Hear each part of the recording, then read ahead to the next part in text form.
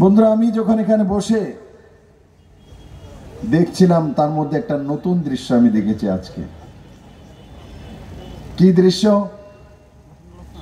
অনেকগুলো খালি চেয়ার মাথায় করে নিয়ে এসছেন একজন লোক সামনে। আমি কার্যক্রম দেখি, বড় বড় জনসভায় আমি যাই, কার্যক্রমে আমি চেয়ার উঠাতে দেখি, কারণ পুরো ভরেনি, তার জন্য চেয়ার পেছন থেকে উঠাতে থাকে, সরিয়ে দেয়, মিডিয়ার ওরানা দেখে নেয়, তুলে নিয়ে বলবে দেখো পুরো সিট খালি। আজকে আমি ধন্য ছয় আগরতলাকে আমি ধন্যবাদ জানাই। আজকে আমি দেখেছি যে সামনে এনে চেয়ার বিছানো হচ্ছে, আর চেয়ারগুলো ভরেও গেছে, সবাই বসে গেছে, খালি নেই। এ থেকে প্রমাণিত হয় যে এবারের লোকসভা ইলেকশন নতুন কিছু করবে ছয় আগরতলা, নতুন কিছু করবে। আর দ্বিতীয়, ডক্টর অশোক সিনহা আপনাদের প্রার্থী ছিলেন উপনির্বাচনে, ভদ্রলোক মানুষ। উনি আমাকে বলছেন, বিপ্লব বাবু, মানুষ কিন্তু জানতে চায়, জিজ্ঞাসা করে যে আপনার কাছে তো 5 বছরের রাজ্যসভার মেয়াদ এখনো আছে, আপনি আবার লোকসভাতে। আমি অশোক বাবুকেও বলতে চাই, আপনাকেও বলতে চাই, আমি রাজ্যসভা ত্রিপুরা থেকেই আছি, কিন্তু ত্রিপুরার মানুষকে আমি কতটা ভালোবাসি, ত্রিপুরার মানুষ আমাকে কতটা ভালোবাসে, সেটা টের মাননীয় প্রধানমন্ত্রী নরেন্দ্র ভাই মোদী পেয়ে গেছে। তার জন্য উনি ত্রিপুরার সেই মানুষের আশীর্বাদের জন্য আমাকে আবার লোকসভাতে পাঠিয়েছে। কারণ কি, জল ছাড়া যেমন মানুষ বাঁচে না, বিপ্লব দেব ত্রিপুরার মানুষ ছাড়া বাঁচে না। আর তার জন্য এই মঞ্চ থেকে আমি আমার মাননীয় প্রধানমন্ত্রী জেপি নাড্ডাজি, রাষ্ট্রীয় অধ্যক্ষ অমিত ভাই শাহজি, বিএল সন্তোষজি, ওনাদেরকে আমি সশ্রদ্ধ প্রণাম জানাই, শ্রদ্ধা জানাই। ওনাদের প্রতি আমি কৃতজ্ঞ যে আপনারা ত্রিপুরার ছেলেকে ফেরত পাঠিয়েছেন ত্রিপুরার কাছে। বন্ধুরা, আমি একটু আবেগপ্রবণ লোক। আমাকে অনেকে বলে, বিপ্লব বাবু একটু চেঞ্জ হয়ে যান, আপনি একটু শক্তভক্ত হয়ে যান। আরে শক্তভক্ত তো আছে, আমি তো দৌড়ি, দৌড়ানোর সময় আমি যারে দৌড়ি তারে সারি না, সবাই জানে। 1-2টা বাইরে গেছে গা, এবার ধরুম আবার 1-2টা বাইরে গেছে গা। চেষ্টা করছি, অশোক বাবুর সময় চেষ্টা করেছি, একটা ভুল হয়ে গেছে, কার্যকর্তারা এমন একটা কিছু ঘটনা হয়ে গেছে যেই কারণে ফাঁক দিয়ে বেরিয়ে গেছে। আমার তো মাথার বাড়ি রাত্রেবেলায় বেরিয়ে গেছে, আমি কি নাটকে জিততে গেছি। কিন্তু এবারও প্রস্তুত ছিলাম, কিন্তু আমি আগে বলবো না, 6 আগরতলার সঙ্গে নটঙ্কি আর করতে দেব না। বহুত গেছেন, হিরালালদা আছেন, দীর্ঘদিন কংগ্রেস করেছেন,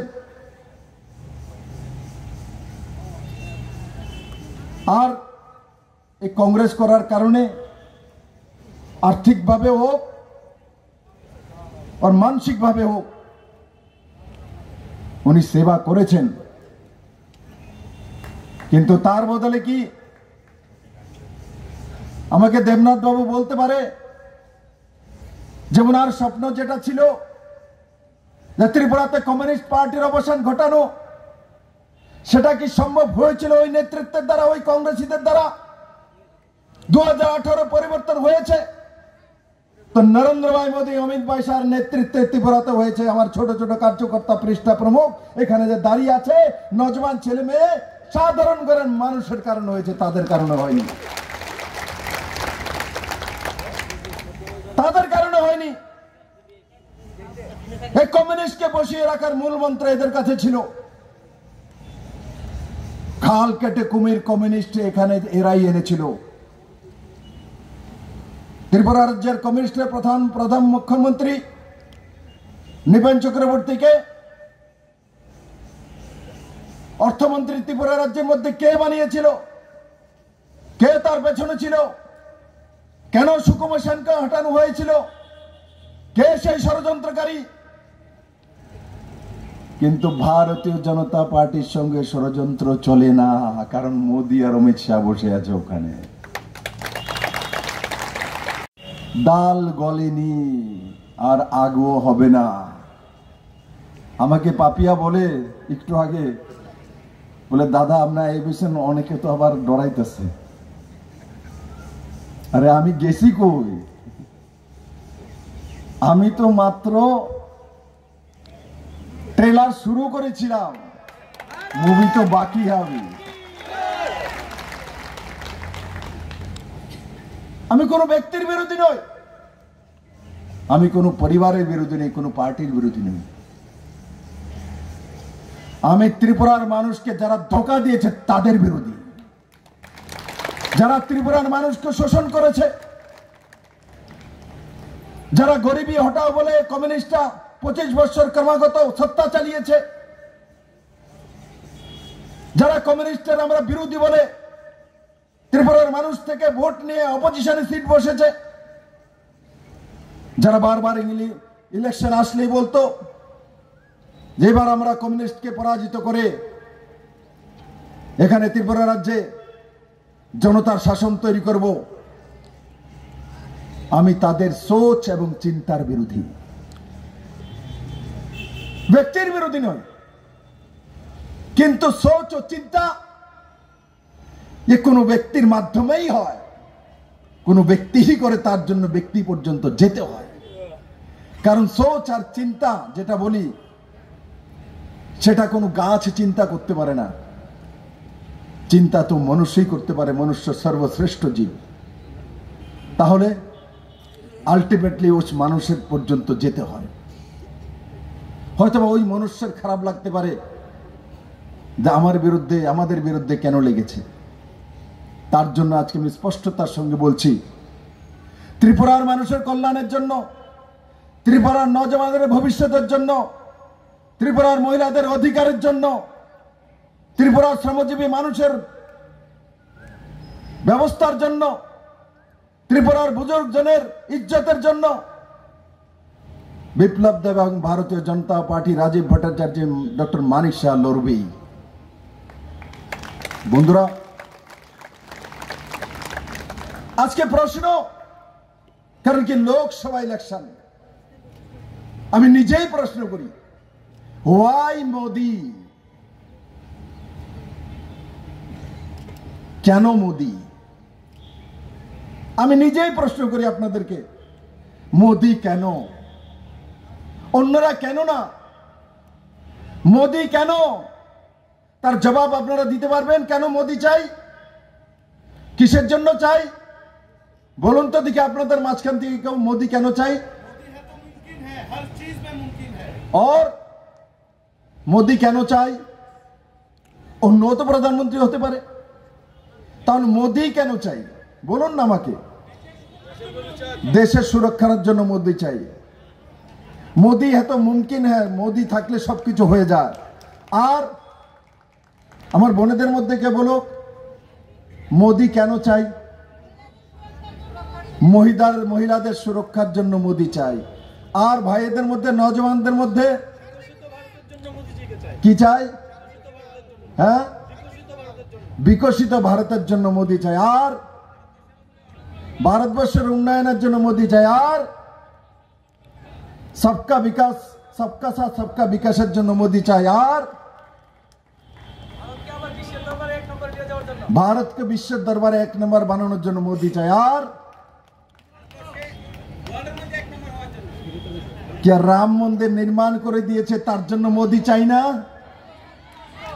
3 তালাক সমাপ্ত করে দিয়েছে তার জন্য মোদি চাই না? আর্টিকেল 370 শেষ করে দিয়েছে তার জন্য মোদি চাই না? 5 কিলো করে সবার ঘরে ঘরে চাল পাঠাচ্ছে তার জন্য মোদি চাই না? জলের ফ্রি কালেকশন পৌঁছে দিয়েছে তার জন্য মোদি চাই না? প্রধানমন্ত্রী আবাস যোজনা ঘর ঘর করে পৌঁছে দিতে তার জন্য মোদি চাই না। প্রধানমন্ত্রী শৌচালয় পৌঁছে দিয়েছে তার জন্য মোদি চাই না। প্রধানমন্ত্রী গ্যাসের চুলা পৌঁছে দিয়েছে তার জন্য মোদি চাই না। বিদ্যুতের কানেকশন ফ্রিতে পৌঁছে দিয়েছে তার জন্য মোদি চাই না। 5 লাখ টাকার হেলথ ইন্স্যুরেন্স করে দিয়েছে তার জন্য মোদি চাই না। মহিলাদের জন্য 33% রিজার্ভেশন করে দিয়েছে তার জন্য মোদি চাই না। মহিলাদেরকে রেপ করলে ফাঁসির সাজার ব্যবস্থা করে দিয়েছে তার জন্য মোদি চাই না। বেটি বাঁচাও বেটি পড়াও করে দিয়েছে তার জন্য মোদি চাই না। মহিলাদের বয়স 18 বছর হলে বিয়ে দিয়ে দেবে, 21 বছর হলে ছেলেদের বিয়ে হবে, আলাদা আলাদা কানুন ভারতবর্ষে বানিয়ে রেখেছে। মোদি বলছে সবার জন্য সমকানুন হবে, মহিলার পুরুষ বরাবর 21 বছর করে দিয়েছে তার জন্য মোদি চাই না। দেশের সম্মানের জন্য মোদি চাই না।